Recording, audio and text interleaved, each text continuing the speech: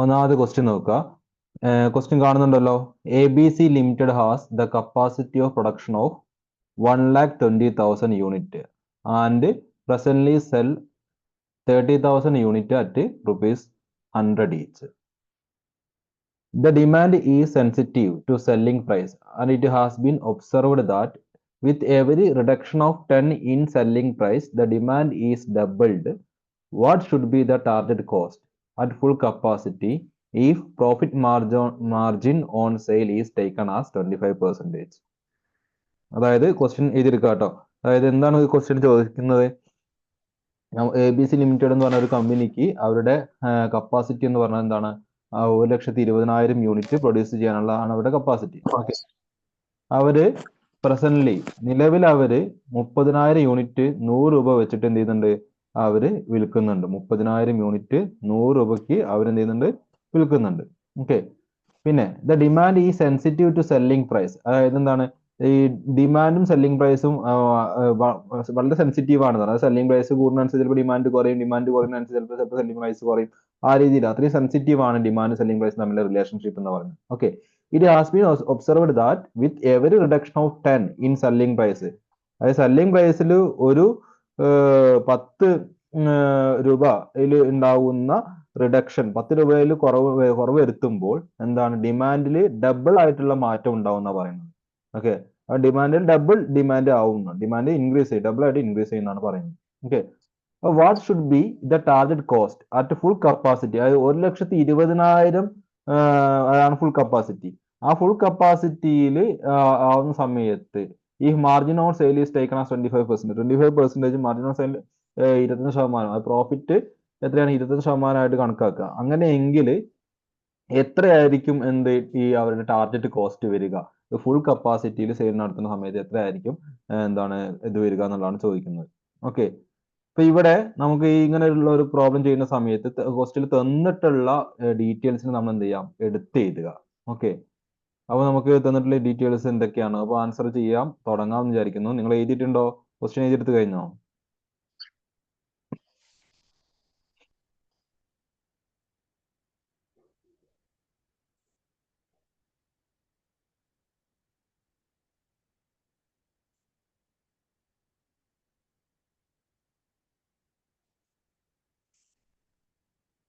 Okay.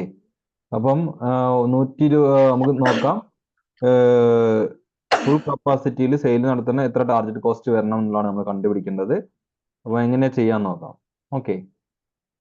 അപ്പം ആദ്യം നമുക്ക് ക്വസ്റ്റിൽ തന്നിട്ടുള്ള ഇൻഫർമേഷൻസ് എന്തൊക്കെയാന്ന് നോക്കാം. എന്തൊക്കെയാണ് തന്നിട്ടുള്ളത്? നിലവിലുള്ള സെല്ലിംഗ് പ്രൈസ് എത്രയാണ്? കറണ്ട് സെല്ലിംഗ് പ്രൈസ് എത്രയാണ്? 100 രൂപയാണ് അല്ലെ? ക്വസ്റ്റിൽ തന്നിട്ടുണ്ട് 100 രൂപയാണ് current selling price. Then current sales volume എത്രയാണ്? ക്വസ്റ്റ്യൻ നോക്കിയാൽ കാണാൻ പറ്റും. കറണ്ട് സെയിൽസ് വോളിയം എത്രയാണ്? 30,000 യൂണിറ്റ് ആണ് അല്ലെ? 30,000 യൂണിറ്റ് ആണ് കറണ്ട് സെയിൽസ് വോളിയം. പിന്നെ ക്വസ്റ്റ്യനിൽ പറയുന്നത് എന്താണ്? For every reduction of ₹10 demand doubles, അതായത് നമ്മുടെ സെല്ലിംഗ് പ്രൈസിൽ 10 രൂപ കുറച്ച് കഴിഞ്ഞാൽ ഡിമാൻഡ് എന്താകും? ഡബിൾ ആവും. അതായത് ഇപ്പൊ 100 രൂപ ആണ് കറണ്ട് സെല്ലിംഗ് പ്രൈസ്, അതിൽ നിന്ന് 10 രൂപ കുറച്ച് 90 രൂപ ആക്കി കഴിഞ്ഞിട്ടുണ്ടെങ്കിൽ ഡിമാൻഡ് എത്രയാവും? 30,000 ഉള്ളത് 60,000 ആയിട്ട് മാറും. ഓക്കെ. ദെൻ അതിൽ നിന്നും വീണ്ടും അപ്പോൾ നമ്മുടെ ഫുൾ കപ്പാസിറ്റി എത്രയാണ്? 1,20,000 ആണ്.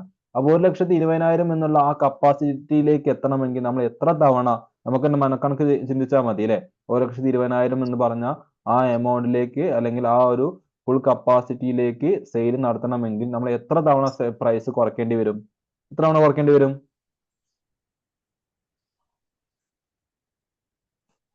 2 തവണ കുറയ്ക്കേണ്ടി വരും അല്ലെ?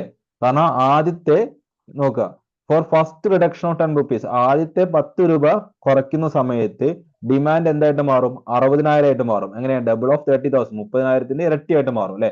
10 രൂപ കുറയ്ക്കുമ്പോൾ ഇരട്ടിയാകും എന്നാണ് ക്വസ്റ്റ്യനിൽ പറയുന്നത്. അപ്പോൾ 100 രൂപയാണ് ഇപ്പോഴത്തെ കറണ്ട് സെല്ലിംഗ് പ്രൈസ്. ആ കറണ്ട് സെല്ലിംഗ് പ്രൈസിൽ നിന്നും 10 രൂപ കുറച്ചാൽ എന്താകും? ഡിമാൻഡ്, ഇപ്പോഴത്തെ ഡിമാൻഡ് എത്രയാണ്? 30,000 ആണ്. അത് എന്തായിട്ട് മാറും? 60,000 ആയിട്ട് മാറും. 10 രൂപ കുറച്ചാൽ സെല്ലിംഗ് പ്രൈസ് എത്രയായിരിക്കും? 90 ആയിരിക്കും. ഓക്കെ. വീണ്ടും ഒരു 10 രൂപ കുറച്ച് കഴിഞ്ഞാൽ, for second reduction of 10 rupees, വീണ്ടും ഒരു 10 രൂപ കുറച്ച് കഴിഞ്ഞാൽ എന്താകും? ഡിമാൻഡ് 1,20,000 ആയിട്ട് മാറും. അതായത് നമ്മുടെ ഫുൾ കപ്പാസിറ്റിയിലുള്ള ഡിമാൻഡ് ആയിട്ട് മാറും. അതായത് എന്താ അങ്ങനെ 1,20,000 ആവുന്നത്? കാരണം 90 ആയപ്പോൾ 100ൽ നിന്ന് 10 രൂപ കുറച്ച് 90 ആയപ്പോൾ ഡിമാൻഡ് എത്രയായിരുന്നു? 60,000 ആയിരുന്നു. ക്ലിയർ അല്ലേ? ദെൻ അതിൽ നിന്ന് വീണ്ടും 10 രൂപ കുറയ്ക്കുമ്പോൾ ഡബിൾ ആവുകയാണ്. അപ്പൊ 60,000 ഡബിൾ എന്ന് പറഞ്ഞാൽ 1,20,000. 1,20,000 ആണ് എന്ത് നമ്മുടെ ഈ ഒരു സ്ഥാപനത്തിന്റെ എന്ത് ഫുൾ കപ്പാസിറ്റി എന്ന് പറയുന്നത്. ക്ലിയർ അല്ലേ?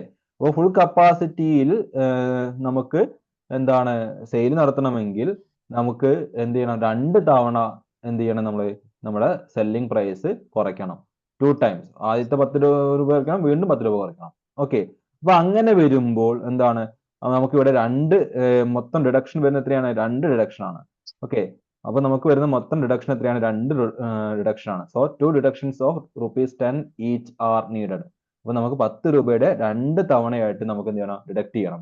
അതായത് 90, പിന്നെ വീണ്ടും 10 കുറച്ചാൽ 80.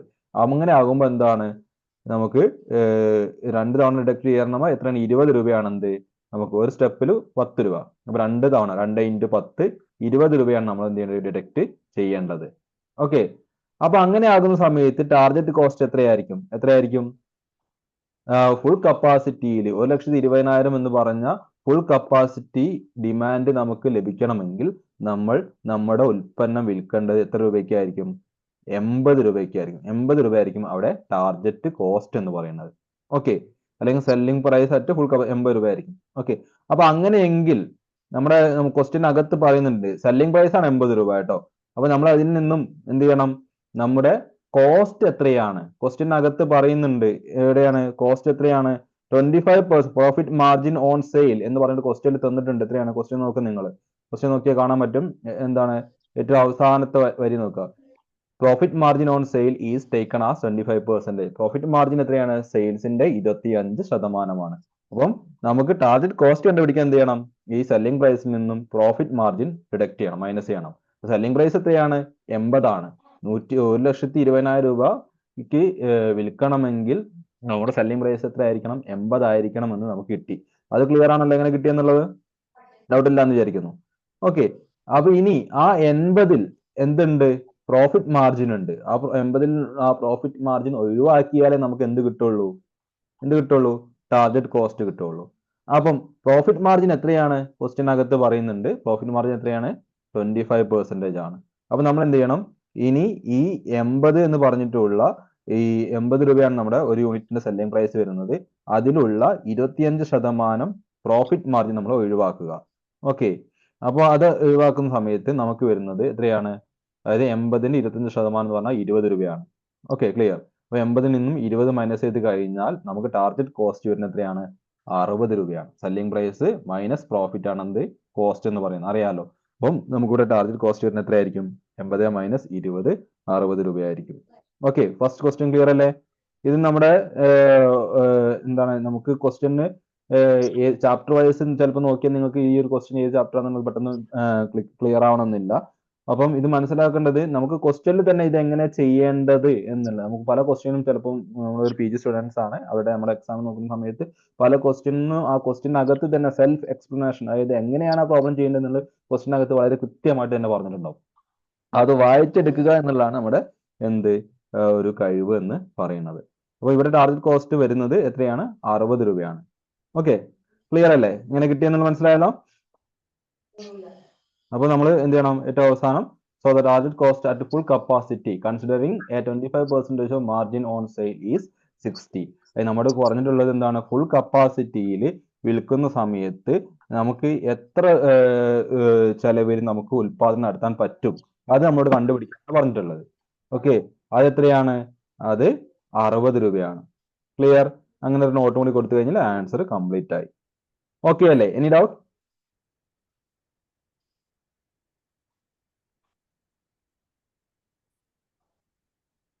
നമ്മൾ ആദ്യം വന്ന വഴി ഒന്നുകൂടി പറയാം. ക്വസ്റ്റ്യനിൽ തന്നിട്ടുള്ള കാര്യങ്ങൾ എടുത്തെഴുതി ഏതൊരു ക്വസ്റ്റ്യനും അങ്ങനെ ചെയ്യുന്നത് നല്ലതാണ്.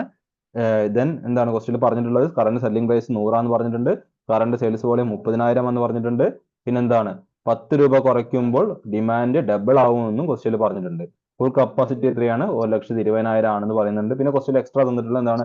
25% profit margin on selling price. ഇത്രയും കാര്യങ്ങളാണ് പറഞ്ഞിട്ടുള്ളത്. ഇത് വെച്ചിട്ട് 1,20,000 ഡിമാൻഡിൽ നമുക്ക് വിൽക്കാൻ പറ്റുന്ന ടാർഗറ്റ് കോസ്റ്റ് എത്രയാണ് എന്ന് കണ്ടുപിടിക്കാനാണ് പറഞ്ഞിട്ടുള്ളത്. അപ്പോൾ 1,20,000 വിൽക്കണമെങ്കിൽ നമ്മൾ നമ്മുടെ സെല്ലിംഗ് പ്രൈസ് 2 തവണ കുറയ്ക്കണം. സെല്ലിംഗ് പ്രൈസ് 2 തവണ കുറയ്ക്കുമ്പോൾ നമ്മുടെ സെല്ലിംഗ് പ്രൈസ് എത്ര ആയിട്ട് മാറും? 80 ആയിട്ട് മാറും അല്ലേ? കാരണം ഓരോ തവണ കുറയ്ക്കുന്നത് 10 രൂപ വെച്ചിട്ടാണ്. അപ്പൊ 2 തവണ കുറയ്ക്കുമ്പോൾ നമ്മുടെ സെല്ലിംഗ് പ്രൈസ് എത്രയായിട്ട് മാറും? 80 ആയിട്ട് മാറും. ദെൻ ആ 80-ൽ 25% എന്താണ്? ആ 80-ൽ 25% എന്ന് പറയുന്നത് പ്രോഫിറ്റ് മാർജിൻ ആണ്. ക്ലിയർ? അപ്പോൾ ആ പ്രോഫിറ്റ് മാർജിൻ ആ 80-ൽ നിന്നും, അതായത് സെല്ലിംഗ് പ്രൈസ് ആയിട്ടുള്ള 80 രൂപയിൽ നിന്നും 20 രൂപ പ്രോഫിറ്റ് മാർജിൻ മൈനസ് ചെയ്ത് കഴിഞ്ഞാൽ കിട്ടുന്ന ബാക്കി എമൗണ്ട് ആയിരിക്കും നമ്മുടെ ക്വസ്റ്റ്യൻ ചോദിച്ചിട്ടുള്ള ടാർഗറ്റ് കോസ്റ്റ് എന്ന് പറയുന്നത്. യെസ്, ഓക്കെ അല്ലേ? നിങ്ങൾ പറ, ഓക്കെ ആണോ? Yes, yes or no? ഇനി എന്തെങ്കിലും എക്സ്പ്ലനേഷൻ്റെ ആവശ്യമുണ്ടെങ്കിൽ. In the timber industry, the milling operations to the split of point during a period amounted to rupees 17,400 with the following production. അതായത് എന്താണ്? ഒരു ടിമ്പർ ഇൻഡസ്ട്രി ഉണ്ട്, അതായത് മരവുമായി ബന്ധപ്പെട്ട ഇൻഡസ്ട്രി. ഓക്കെ, അവിടുത്തെ മില്ലിംഗ് ഓപ്പറേഷന്റെ ഭാഗമായിട്ട് എന്താണ് അവര് സ്പ്ലിറ്റ് ഓഫ് പോയിന്റ് വരെ അവരുടെ പ്രൊഡക്ഷൻ എന്ന് പറഞ്ഞ എത്രയാണ്? 17,400 ആണ്. ആ സ്പ്ലിറ്റ് ഓഫ് എന്ന് പറഞ്ഞെങ്കിൽ എന്താണ് അറിയാമല്ലോ, നമ്മൾ ജോയിന്റ് പ്രൊഡക്റ്റിന്റെ പ്രോസസ് കോസ്റ്റിംഗിൽ ജോയിന്റ് പ്രൊഡക്റ്റ് എന്ന് പറഞ്ഞിട്ടുള്ള ഒരു ഭാഗം നമ്മൾ പഠിച്ചിട്ടുണ്ടായിരുന്നു. ആ ജോയിന്റ് പ്രൊഡക്റ്റിന്റെ ഭാഗത്ത് വരുന്ന ഈ ഏരിയ ആണ്, ഈ ഒരു ക്വസ്റ്റ്യൻ ആണത്. ഇവിടെ സ്പ്ലിറ്റ് ഓഫ് പോയിന്റ് വരെ എന്ന് പറഞ്ഞിട്ടുണ്ടെങ്കിൽ നമ്മൾ സെപ്പറേറ്റ് ഉൽപ്പന്നമാകുന്നത് വരെ ഒരുമിച്ച് ഒരേ പ്രോസസ്സിന്റെ ഭാഗമായിട്ട് പോകും. ആ സ്പ്ലിറ്റ് ഓഫ് പോയിന്റിന് ശേഷം എന്തായിരിക്കും? സെപ്പറേറ്റ് പ്രോസസ് ആയിരിക്കും. അതാണ് ഈ സ്പ്ലിറ്റ് ഓഫ് പോയിന്റ് എന്നതുകൊണ്ട് ഉദ്ദേശിക്കുന്നത് അല്ലേ? അപ്പൊ ആ സ്പ്ലിറ്റ് ഓഫ് പോയിന്റ് വരെ ഉള്ള എന്താണ് ഒരു മില്ലിംഗ് പ്രോസസ്സിന് വന്നിട്ടുള്ള ചെലവ് എന്ന് പറഞ്ഞ എത്രയാണ്? 17,400 ആണ്. 17,400 രൂപയാണ് അതിന് വന്നിട്ടുള്ള ചെലവ് എന്ന് പറയുന്നത്. ഓക്കെ, ദെൻ താഴെ പറയുന്നത് എന്തൊക്കെ ഉൽപ്പന്നങ്ങളാണ് സ്പ്ലിറ്റ് ഓഫ് പോയിന്റ് വരും? മൂന്ന് ടൈപ്പ് ടിമ്പർ ഉൽപ്പന്നങ്ങളാണ് അവിടെ വരുന്നത്. First grade, second grade, third grade എന്ന് പറഞ്ഞിട്ടുള്ള 3 ടൈപ്പ് ഉൽപ്പന്നങ്ങളാണ് അവിടെ ഉൽപ്പാദിപ്പിക്കുന്നത്. ഓക്കെ, ഫസ്റ്റ് ഗ്രേഡ് 400 യൂണിറ്റ് ഉൽപ്പാദിപ്പിക്കുന്നത്, second grade 500 unit, third grade timber 600 unit, ഇങ്ങനെയാണ് ഉൽപ്പാദിപ്പിക്കുന്നത്. ഈ 3 എണ്ണത്തിനും കൂടിയാണ് എത്ര വന്നിട്ടുള്ളത്? 17,400 നമുക്ക് ജോയിന്റ് കോസ്റ്റ് വന്നിട്ടുള്ളത്. ക്ലിയർ? ഇത് ഏത് ചാപ്റ്റർ ആണ്? പ്രോസസ് കോസ്റ്റിംഗ് കേട്ടോ. പ്രോസസ് കോസ്റ്റിംഗിലെ ജോയിന്റ് കോസ്റ്റ് എന്ന് പറഞ്ഞ ഏരിയയിലാണ് നമ്മൾ ഇങ്ങനെ ഒരു ടൈപ്പ് ജോയിന്റ് കോസ്റ്റിംഗ് പ്രോബ്ലം ചെയ്തിട്ടുണ്ട്. പക്ഷെ ഇത് വരുന്നത് അതിന്റെ അകത്ത്, അതായത് നോക്കൂ, താഴെ നോക്കൂ. You are required to apportion the joint cost on technical evaluation with 0.5, 4 and 3 for first, second and third grade respectively. Okay, അപ്പൊ ഇവിടെ പറയുന്നത് ഇത്രയാണ്. എന്താണ്?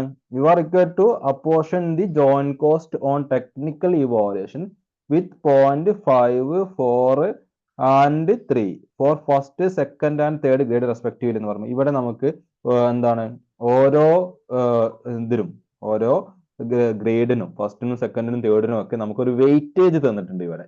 ഓക്കെ, ആ വെയിറ്റേജിന്റെ അടിസ്ഥാനത്തിൽ ചെയ്യുന്ന ഒരു മെത്തേഡ് നിങ്ങൾ ആ തിയറി പഠിച്ചിട്ടുണ്ടെങ്കിൽ നിങ്ങൾക്ക് അറിയാൻ പറ്റും. വെയിറ്റഡ് ആവറേജ് അല്ലെങ്കിൽ സർവേ മെത്തേഡ് എന്ന് പറയുന്ന ഒരു മെത്തേഡാണ് ഇതിനെ പറയാം. ഓക്കെ, നമ്മുടെ ടെക്സ്റ്റ് ബുക്കിൽ ഈ ഒരു ഭാഗമുണ്ട്, വെയിറ്റഡ് ആവറേജ് അല്ലെങ്കിൽ സർവേ മെത്തേഡ് എന്നാണ് പറയാം. അപ്പൊ ഈ പ്രോബ്ലം ചെയ്യേണ്ടത് ജോയിന്റ് കോസ്റ്റിനെ അപ്പോർഷൻ ചെയ്യേണ്ട, അല്ലെങ്കിൽ അപ്പോർഷൻ ചെയ്ത് ഓരോരോ ഫസ്റ്റ് ഗ്രേഡിലേക്കും സെക്കൻഡ് ഗ്രേഡിലേക്കും തേർഡ് ഗ്രേഡിലേക്കും വരുന്നത് എത്രയാണ് കണ്ടുപിടിക്കുന്നത് ഏത് രീതിയിലാണ്? വെയിറ്റഡ് ആവറേജ് മെത്തേഡ് അനുസരിച്ചിട്ടാണ്. ക്ലിയർ? അപ്പൊ അതും നമ്മുടെ മൈൻഡിലേക്ക് വരണം. അപ്പം ടെക്സ്റ്റ് ബുക്ക് ഉള്ളവരാണെങ്കിൽ ടെക്സ്റ്റ് ബുക്കിൽ 75 പേജ് നമ്പർ 75-ൽ ഇതേ ടൈപ്പ് ഒരു പ്രോബ്ലം കിടക്കുന്നുണ്ട്. ഇതല്ല, പക്ഷെ ഇതേ ഒരു രീതിയിലുള്ള പ്രോബ്ലം തന്നെയാണ്. ആ രീതിയിൽ തന്നെ നമുക്ക് ഈ പ്രോബ്ലം സോൾവ് ചെയ്യാൻ പറ്റും. അപ്പൊ നമുക്ക് എങ്ങനെ ക്വസ്റ്റ്യൻ എഴുതിയെടുത്തിട്ടുണ്ടാവും വിചാരിക്കുന്നു. എങ്ങനെ ചെയ്യാമെന്ന് ഞാൻ കാണിച്ചു തരാം. അപ്പൊ നമ്മൾ അവിടെ ക്രിയേറ്റ് ചെയ്യേണ്ടത് ഒരു ടേബിൾ ആണ് നമുക്ക് സൊല്യൂഷന് വേണ്ട. അതായത് നമ്മൾ ഇത് തന്നിട്ടുള്ള ഇൻഫർമേഷൻ ഉപയോഗിച്ചുകൊണ്ട് നമ്മൾ ടേബിൾ ക്രിയേറ്റ് ചെയ്തിട്ടാണ് ഈ പ്രോബ്ലം സോൾവ് ചെയ്യുന്നത്. അപ്പോൾ നമുക്ക് വേണ്ടത് എന്തൊക്കെയാണ്? നമുക്ക് വേണ്ടത് ഒരു ടേബിൾ, ഇതുപോലെയുള്ള ഒരു ടേബിൾ വേണം. അതായത് ഒരു product column, unit column, weight കൊടുക്കാനുള്ള കോളം, പിന്നെ weighted unit, weighted average cost per unit, apportioned cost, അതായത് ജോയിന്റ് കോസ്റ്റ് അപ്പോർഷൻ ചെയ്ത് കിട്ടുന്ന എമൗണ്ട് ചെയ്തുള്ള കോളം. ഇങ്ങനെയാണ് നമുക്ക് ഇതിനകത്ത് വരേണ്ടത്. അപ്പോൾ പ്രോഡക്റ്റ് നമുക്കറിയാം, ഇവിടെ നമ്മൾ ഉത്പാദിപ്പിക്കുന്ന പ്രോഡക്റ്റുകൾ ഏതൊക്കെയാണ്? First grade timber, second grade timber, third grade timber, ഇങ്ങനെയാണ് ക്വസ്റ്റിനകത്ത് പറഞ്ഞിട്ടുള്ളത് അല്ലെ. ഫസ്റ്റ് ഗ്രേഡ് ടിമ്പർ എത്ര യൂണിറ്റ് ഉത്പാദിപ്പിക്കുന്നുണ്ട്? ക്വസ്റ്റ്യൻ നോക്കിയിട്ട് പറഞ്ഞു. ഫസ്റ്റ് ഗ്രേഡ് ടിമ്പർ എത്ര യൂണിറ്റ് ഉത്പാദിപ്പിക്കുന്നത്? ഫസ്റ്റ് ഗ്രേഡ് ടിമ്പർ ഉത്പാദിപ്പിക്കുന്നത് 400 യൂണിറ്റ് ആണ്. Second grade timber 500 unit. അപ്പോൾ നമ്മുടെ കോളത്തിന്റെ ഹെഡുകൾ എങ്ങനെയാണ്? കോളം വരച്ചോളൂ. കോളത്തിന്റെ ഹെഡ് എങ്ങനെ വരേണ്ടത്? പ്രോഡക്റ്റ് അല്ലെ, ഒരു കോളം പ്രോഡക്റ്റ്, അടുത്ത കോളം യൂണിറ്റ്, അതായത് എത്ര യൂണിറ്റ് ആണ് ഓരോന്നും ഉൽപ്പാദിപ്പിക്കുന്നത്. അതിനടുത്ത കോളം വെയിറ്റ്, അതും ക്വസ്റ്റ്യൻ അകത്ത് തന്നിട്ടുണ്ടായിരിക്കും. അപ്പോൾ നമ്മൾ ഈ ഓരോ കോളത്തിനും, ഇപ്പൊ പ്രോഡക്റ്റിന്റെ കോളത്തിന് നമ്പർ 1 എന്നൊരു ബ്രാക്കറ്റിനകത്ത് കൊടുക്കുക, യൂണിറ്റിന്റെ കോളത്തിന് 2 എന്ന് കൊടുക്കുക, വെയിറ്റിന്റെ കോളത്തിന് 3 എന്ന് കൊടുക്കുക, വെയിറ്റഡ് യൂണിറ്റിന് 4, വെയിറ്റഡ് ആവറേജിന്റെ യൂണിറ്റ് കോളത്തിന് 5 കൊടുക്കുക, ലാസ്റ്റ് കോളത്തിന് 6 അങ്ങനെ കൊടുക്കുക. അപ്പൊ നമുക്കൊരു മാത്തമെറ്റിക്കൽ രീതിയിൽ നമുക്ക് ചെയ്യാൻ പറ്റും. ഓക്കെ, പറഞ്ഞുതരാം അതിനെങ്ങനെ ചെയ്യേണ്ടതെന്നുള്ളത്. അപ്പം ഈ രൂപത്തിലുള്ള ഒരു ടേബിൾ നിങ്ങൾ ആദ്യം വരച്ചു കഴിഞ്ഞിട്ട് ജസ്റ്റ് ഒന്ന് പറ കേട്ടോ. ക്വസ്റ്റ്യൻ പ്രകാരം നമുക്ക് ഇനി ഫസ്റ്റ് ഗ്രേഡ് ടിമ്പർ എത്രയാണ്, എത്ര യൂണിറ്റ് ഫസ്റ്റ് ഗ്രേഡ് ടിമ്പർ ഉള്ളത്? ഫസ്റ്റ് ഗ്രേഡ് ടിമ്പർ 400 യൂണിറ്റ് ആണ് അല്ലെ, 400 യൂണിറ്റ്. ദെൻ സെക്കൻഡ് ഗ്രേഡ് ടിമ്പറോ, സെക്കൻഡ് ഗ്രേഡ് ടിമ്പർ വരുന്നത് 500 യൂണിറ്റ്. തേർഡ് ഗ്രേഡ് ടിമ്പർ വരുന്നത് എത്രയാണ്? 600 യൂണിറ്റ്. അപ്പൊ നമ്മൾ ടോട്ടൽ എത്ര യൂണിറ്റ് വരുന്നു? 1500 യൂണിറ്റ് ആണ്. അപ്പൊ നമ്മൾ ഇവിടെ ഈ കമ്പനി ഉൽപ്പാദിപ്പിക്കുന്ന ജോയിന്റ് പ്രൊഡക്റ്റ് ആയിട്ട് ഉൽപ്പാദിപ്പിക്കുന്നത് മൊത്തം ടോട്ടൽ എത്രയാണ്? 1500 യൂണിറ്റ് ആണ് ഉൽപ്പാദിപ്പിക്കുന്നത്. ക്ലിയർ. അടുത്ത കോളം എന്താണ്? അടുത്ത കോളം വെയിറ്റേജ് കോളമാണ്. ആ വെയിറ്റേജ് കോളത്ത് ഫസ്റ്റ് ഗ്രേഡിന്റെ വെയിറ്റേജ് എത്രയാണ്? ക്വസ്റ്റ്യൻ നോക്കിയാൽ നിങ്ങൾക്ക് കാണാം എത്രയാണ്? 5 ആണ്. സെക്കൻഡ് ഗ്രേഡിന്റെ വെയിറ്റേജ് 4 ആണ് വരുന്നത്. തേർഡ് ഗ്രേഡിന്റെ വെയിറ്റേജ് 3 ആണ് വരുന്നത്. നമുക്ക് ഇങ്ങനെയാണ് ഇതിന്റെ വെയിറ്റേജുകൾ വരുന്നത്. ഓക്കെ, ഇനി അടുത്ത യൂണിറ്റ്, അടുത്ത കോളം എന്ന് പറയുന്നത് വെയിറ്റഡ് യൂണിറ്റ് എന്ന് പറഞ്ഞിട്ടുള്ള ഒരു കോളമാണ്. വെയിറ്റഡ് യൂണിറ്റ് എന്ന് പറഞ്ഞ കോളം എന്താ ചെയ്യുന്നത് വെച്ചിട്ടുണ്ടെങ്കിൽ യൂണിറ്റിന്റെ കോളം ഇൻറ്റു വെയിറ്റിന്റെ കോളം, അതായത് രണ്ടാമത്തെ മൂന്നാമത്തെ കോളം. അപ്പം നാലാമത്തെ ഇതിനകത്ത് ഒരു ഇക്വേഷൻ ചെയ്തോ, നമ്പർ 4, അതായത് നാലാമത്തെ column 4 is equal to 2 into 3, അതായത് രണ്ടാമത്തെ കോളവും മൂന്നാമത്തെ കോളവും തമ്മിൽ മൾട്ടിപ്പിൾ ചെയ്ത് കിട്ടുന്നതാണ് എന്ത്? വെയിറ്റഡ് യൂണിറ്റ്സ് എന്ന് പറഞ്ഞുള്ള കോളത്തിന് ആൻസർ ആയിട്ട് വരുന്നത്. ഓക്കെ, അപ്പൊ നമുക്കറിയാം യൂണിറ്റ് എത്രയാണ്? യൂണിറ്റ് 400ഉം വെയിറ്റ് 5ഉം. അപ്പൊ 400 ഇൻറ്റു 5, അപ്പോൾ നമ്മുടെ വെയിറ്റഡ് യൂണിറ്റ് വരുന്നത് എത്രയാണ്? 2000 യൂണിറ്റ് ആയിരിക്കും. ഓക്കെ, ഇനി സെക്കൻഡ് ഗ്രേഡ് ടിമ്പറിന്റെ കേസിൽ യൂണിറ്റ് എത്രയാണ്? 500, വെയിറ്റ് എത്രയാണ്? 4. അപ്പൊ 500 ഇൻറ്റു 4, അതും എത്രയാണ്? വെയിറ്റഡ് യൂണിറ്റ് വരുന്നത് സെയിം 2000 തന്നെയാണ് അവിടെയും വരുന്നത്. ദെൻ തേർഡ് ഗ്രേഡോ, തേർഡ് ഗ്രേഡിന്റെ യൂണിറ്റ് 600 ആണ്. അവിടുത്തെ വെയിറ്റേജ് വരുന്നത് 3 ആണ്. അപ്പൊ 600 ഇൻറ്റു 3 എത്ര വരും? 600 ഇൻറ്റു 3 1800 വരും അല്ലെ, 1800 വരും. ഓക്കെ, ഇനി നമ്മൾ അടുത്ത കോളം നോക്കൂ. അടുത്ത കോളം എന്താണ്? ആവറേജ് കോസ്റ്റ് പെർ യൂണിറ്റ് എന്ന് പറഞ്ഞത്. Average cost per unit. അപ്പൊ നമ്മൾ ഇവിടെ വെയിറ്റഡ് യൂണിറ്റിന്റെ ടോട്ടൽ നമ്മൾ എടുക്കുന്നു. വെയിറ്റഡ് യൂണിറ്റിന്റെ ടോട്ടൽ വരുന്നത് എത്രയാണ്? 5800 ആണ്. വെയിറ്റഡ് യൂണിറ്റിന്റെ ടോട്ടൽ എത്രയാണ്? 5800 ആണ് വരുന്നത്. ക്ലിയർ. ഇനി നമുക്കറിയാം 17,400 രൂപ അല്ലെ, ക്വസ്റ്റ്യനിൽ പറഞ്ഞിട്ടുള്ള എത്രയാണ്? ജോയിന്റ് കോസ്റ്റ് ആയിട്ട് വന്നിട്ടുള്ളത് എത്രയാണ്? 17,400 ആണ്. അപ്പൊ നമ്മൾ ഇനി അടുത്ത column weighted average cost per unit, അതായത് വെയിറ്റഡ് യൂണിറ്റ് വരുന്നത് 5800 ആണ്. 5800 വെയിറ്റഡ് യൂണിറ്റിന് വന്നിട്ടുള്ള മൊത്തം ചെലവ് എന്ന് പറഞ്ഞാൽ എത്രയാണ്? 17,400 ആണ്. ക്ലിയർ, മനസ്സിലായി? നമുക്ക് ആ ക്വസ്റ്റ്യനിൽ അറിയാം 17,400 എന്ന് പറയുന്നത് ഒന്നുകിൽ 1500 യൂണിറ്റിന് വന്നിട്ടുള്ള ചെലവായിട്ട് കണക്കാക്കാം, അല്ലെങ്കിൽ എന്താണ് വെയിറ്റഡ് വെയിറ്റേജ് വെച്ചിട്ടാണ് നമ്മൾ ഈ പ്രോബ്ലം ചെയ്യുന്നത്. അതുകൊണ്ട് വെയിറ്റഡ് യൂണിറ്റിന്റെ, അതായത് 5800 വെയിറ്റഡ് യൂണിറ്റിന് വന്നിട്ടുള്ള ചെലവാണ് എന്ത്? 17,400. അങ്ങനെയെങ്കിൽ ഒരു വെയിറ്റഡ് യൂണിറ്റിന് വരുന്ന ചെലവ് എത്ര?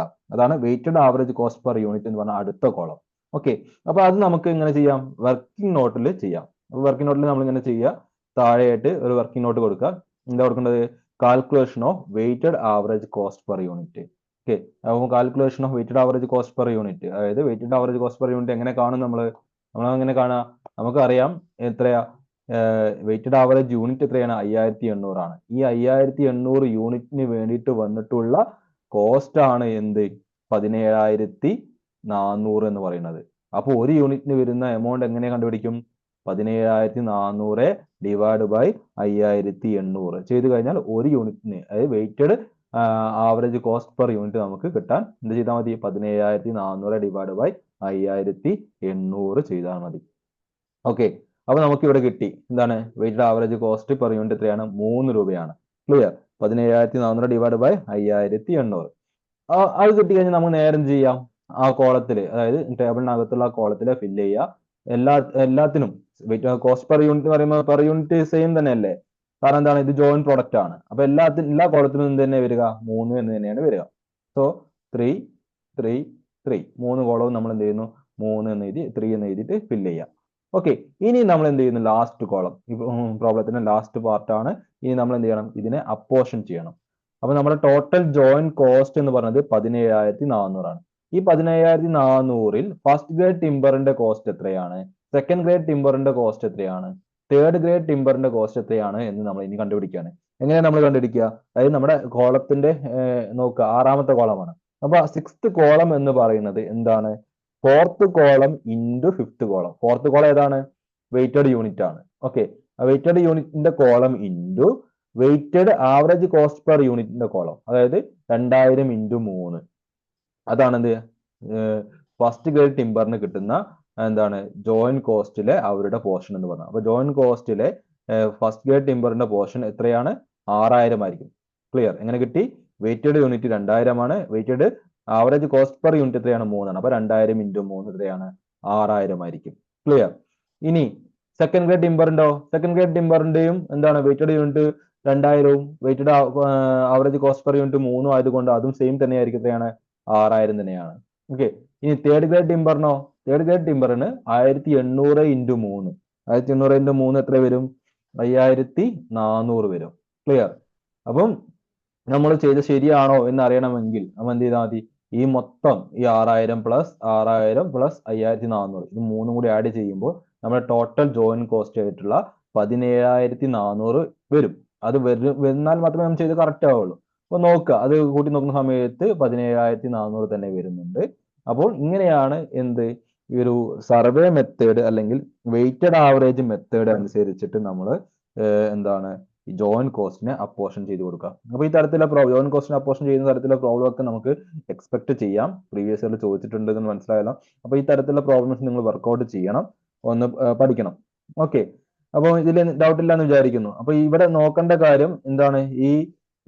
ഈ തരത്തിൽ ടേബിൾ ക്രിയേറ്റ് ചെയ്യുകയാണെങ്കിൽ വളരെ ഈസി ആയിട്ട് ചെയ്യാം. ഇനി ക്വസ്റ്റ്യൻ വായിക്കുന്ന സമയത്ത് ഇത് ഏത് മെത്തേഡ് ആണെന്ന് ഐഡന്റിഫൈ ചെയ്യാൻ പറ്റിയില്ലെങ്കിൽ പോലും, ഇപ്പൊ ഞാനിപ്പോ വെയിറ്റഡ് ആവറേജ് മെത്തേഡ് എന്ന് നിങ്ങൾക്ക് പറഞ്ഞു ക്വസ്റ്റ്യനകത്ത് ഇത് വെയിറ്റഡ് ആവറേജ് മെത്തേഡ് ആണെന്ന് പറയണമെന്നില്ല. അങ്ങനെ നിങ്ങൾക്ക് കൃത്യമായിട്ട് അണ്ടർസ്റ്റാൻഡ് ചെയ്യാൻ ബുദ്ധിമുട്ടാണെങ്കിൽ പോലും ക്വസ്റ്റ്യൻ അകത്ത്, ഞാൻ നേരത്തെ പറഞ്ഞ പോലെ തന്നെ ക്വസ്റ്റ്യൻ അകത്ത് ഉണ്ട് ഇത് എങ്ങനെ ചെയ്യേണ്ടതെന്നുള്ള. ഏത് മെത്തേഡ് ആയിക്കോട്ടെ ആ ക്വസ്റ്റ്യൻ ക്ലിയർ ആയിട്ട് പറയുന്നുണ്ട്, സ്പെസിഫൈ ചെയ്ത് പറയുന്നുണ്ട് ഈ പ്രോബ്ലം എങ്ങനെ ചെയ്യേണ്ടതെന്നുള്ളത്. നിങ്ങൾ നോക്കി ഈ പ്രോബ്ലം ഒന്നുകൂടി എടുത്ത് നോക്കി നിങ്ങൾക്ക് കാണാൻ പറ്റും. ഇപ്പൊ ഞാൻ നിങ്ങൾ പറഞ്ഞില്ലെങ്കിൽ പോലും ഇതിനകത്ത് പറയുന്നുണ്ട് എന്താണ് വെയിറ്റേജ് തരുന്നുണ്ട്. ദെൻ ഇതിപ്പോ ഇങ്ങനെ ടേബിൾ അല്ല, നിങ്ങൾക്ക് സ്റ്റേറ്റ്മെന്റ് രൂപത്തിൽ ചെയ്യാൻ പറ്റും. അതായത് നമ്മുടെ സാധാരണ ഒരു അനലിറ്റിക്കൽ സ്കിൽ ഉണ്ടെങ്കിൽ നമുക്കിത് ചെയ്യാൻ പറ്റുന്നതേ ഉള്ളൂ. ഓക്കെ, സ്റ്റേറ്റ്മെന്റ് രൂപത്തിൽ നമുക്ക് ചെയ്യാം, ടേബിൾ രൂപത്തിൽ ചെയ്യാം, അത് നിങ്ങളുടെ ഇഷ്ടം പോലെ. കാരണം കോസ്റ്റ് അക്കൗണ്ടിങ്ങിന് പ്രത്യേകിച്ച് എന്തില്ല, ഒരു കൃത്യമായിട്ടുള്ള ഒരു ഫോർമാറ്റ് സ്പെസിഫൈ നമ്മളിപ്പോ എന്താണ് ഫിനാൻഷ്യൽ അക്കൗണ്ടിങ് ചെയ്യുന്ന പോലെ ജേണലിന് ഒരു കൃത്യമായിട്ട് ഫോർമാറ്റ്, ലെഡ്ജറിന് ഒരു കൃത്യമായിട്ടുള്ള ഫോർമാറ്റ്, ട്രയൽ ബാലൻസിന് കൃത്യമായിട്ടുള്ള ഫോർമാറ്റ് ഉണ്ട്. അങ്ങനെ ഒരു ഫോർമാറ്റ് ഒന്നും കോസ്റ്റ് അക്കൗണ്ടിങ് ഇല്ല. നമുക്ക് സ്റ്റേറ്റ്മെന്റ് രൂപത്തിൽ വേണേൽ ചെയ്യാം, നമുക്ക് ടേബിൾ രൂപത്തിൽ വേണേൽ ചെയ്യാം. ഓക്കെ, ഫൈനൽ ആൻസർ അതിലേക്ക് എത്തണം. അത് നമുക്ക് കൃത്യമായിട്ട് എന്താണ് എക്സ്പ്ലനേഷൻ നോക്കിയാൽ മനസ്സിലാക്കാൻ പറ്റണം. ആ രീതിയിലേക്ക് അതിന് ആൻസറിനെ കൊണ്ടുവരാൻ സാധിക്കണം എന്ന് മാത്രം. ഓക്കെ, അപ്പോൾ ഇത് ക്ലിയർ ആണെന്ന് വിചാരിക്കുന്നു. എന്തെങ്കിലും ഡൗട്ട് ഉണ്ടെങ്കിൽ ഇവിടെയും ചോദിച്ചോളൂ.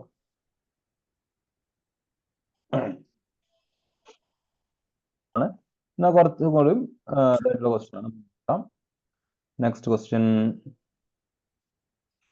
ഗ്രൂപ്പിൽ ഷെയർ ചെയ്തിട്ടുണ്ട്. 3ാമത്തെ ക്വസ്റ്റ്യൻ, അതായത് എന്താണ് ഇത് ഏത് ചാപ്റ്റർ ആണെന്ന് നോക്കി. A company fix the inter divisional transfer price. Transfer price എന്ന് മുകളിൽ കാണുമ്പോൾ തന്നെ നമുക്ക് മനസ്സിലാവും ഇത് ഏതാ ചാപ്റ്റർ, ട്രാൻസ്ഫർ പ്രൈസിംഗ് എന്നുള്ള ചാപ്റ്ററിൽ നിന്നുള്ള ക്വസ്റ്റ്യൻ ആണ്. അപ്പൊ നമുക്ക് company fix the inter divisional transfer price for its product on the basis of cost plus an estimate return on investment in its divisions. അതായത് നമ്മൾ ഈ ടൈപ്പ് പ്രോബ്ലം നമ്മൾ ഓൾറെഡി ഡിസ്കസ് ചെയ്തിട്ടുണ്ടായിരുന്നു. എന്താ ക്വസ്റ്റ്യനിൽ പറയുന്നത് വെച്ചിട്ടുണ്ടെങ്കിൽ കമ്പനി അവരുടെ ഇന്റർ ഡിവിഷണൽ, അതായത് കമ്പനിയുടെ തന്നെ വേറെ ഡിവിഷനിലേക്ക് ട്രാൻസ്ഫർ ചെയ്യാൻ വേണ്ടി പ്രൈസ് ഫിക്സ് ചെയ്യുന്നു. ആ പ്രൈസ് ഫിക്സ് ചെയ്യുന്നത് എങ്ങനെയാണ്? Cost plus estimated return on investment in it's division. അതായത് കമ്പനിയുടെ ആ ഡിവിഷന്റെ ഇൻവെസ്റ്റ്മെന്റ് എമൗണ്ടിന്റെ മുകളിൽ അവർ പ്രതീക്ഷിക്കുന്ന ഒരു റിട്ടേൺ ഉണ്ട്. ആ റിട്ടേണും ദെൻ കോസ്റ്റും അത് രണ്ടും കൂടി ആഡ് ചെയ്തിട്ടുള്ള ഒരു എമൗണ്ട് ആണ് അവരുടെ ട്രാൻസ്ഫർ പ്രൈസ് ആയിട്ട് കമ്പനി ഫിക്സ് ചെയ്യുന്നത്. ഓക്കെ, അപ്പൊ നോക്കുക,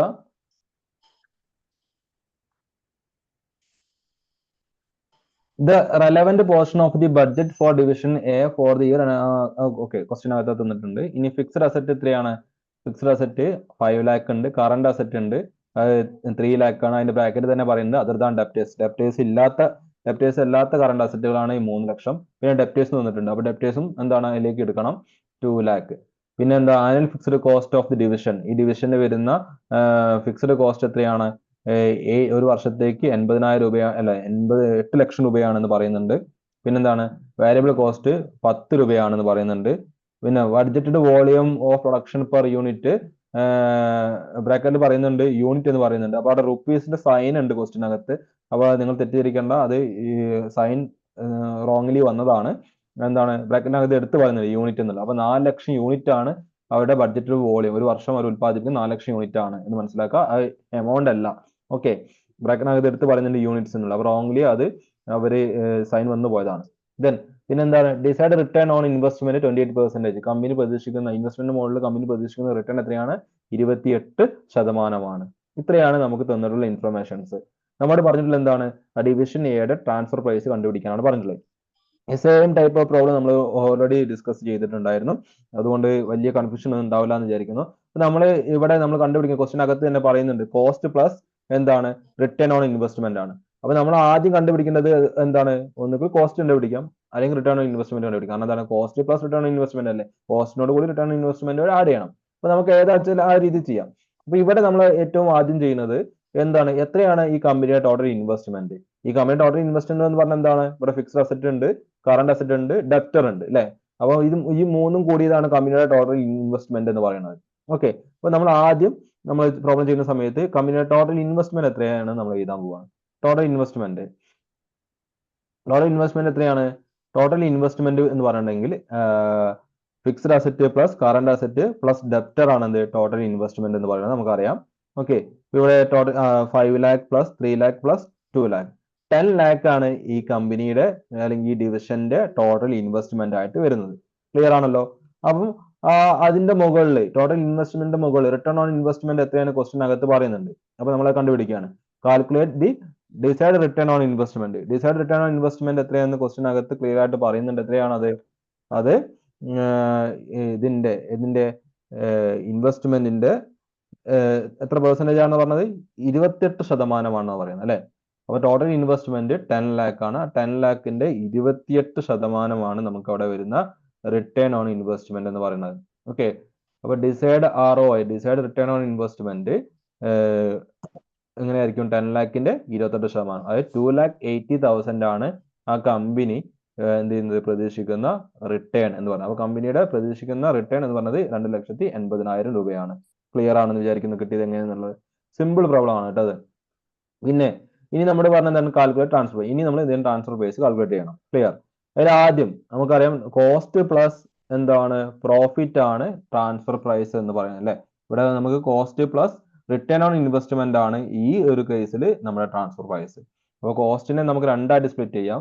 ഒന്ന് വേരിയബിൾ കോസ്റ്റ് ഉണ്ട്, ഫിക്സ്ഡ് കോസ്റ്റ് ഉണ്ട് ഇതിനകത്ത്. വേരിയബിൾ കോസ്റ്റ് എത്രയാണ്? ഒരു യൂണിറ്റിന് 10 രൂപ എന്ന് ക്വസ്റ്റിനകത്ത് തന്നെ എടുത്ത് പറയുന്നുണ്ട്. അപ്പോൾ 4 ലക്ഷം ഇൻറ്റു 10 വേരിയബിൾ കോസ്റ്റ് എത്രയാണ്? 40 ലക്ഷമാണ്. വേരിയബിൾ കോസ്റ്റ് ടോട്ടൽ വരുന്നത് 40 ലക്ഷം. ഓക്കെ, 4 ലക്ഷം ഇൻറ്റു 10 40 ലക്ഷമാണ് വേരിയബിൾ കോസ്റ്റ് വരുന്നത്. ദെൻ ഫിക്സ്ഡ് കോസ്റ്റ് ഉണ്ട്. ഫിക്സ്ഡ് കോസ്റ്റ് എത്രയാണ്? 8 lakh ആണ്.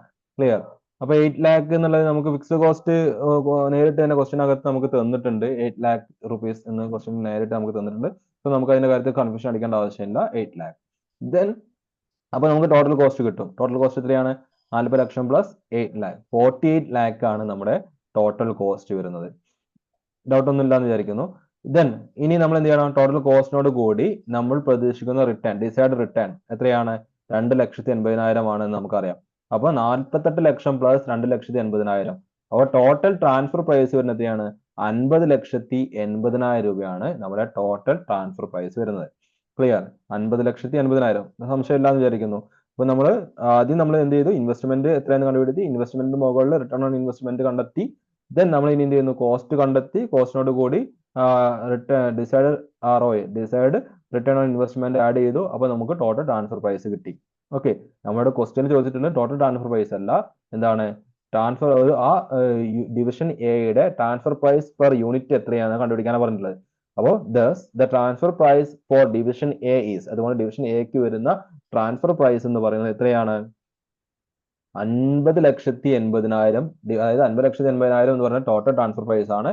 ടോട്ടൽ യൂണിറ്റ് എത്രയാണ്? 4 ലക്ഷം. അപ്പൊ 50,80,000 ഡിവൈഡ് ബൈ 4 lakh, അതായത് 12.7 പെർ യൂണിറ്റ്, 12.7 ആണ് അവിടെ എന്ത് വരുന്നത്?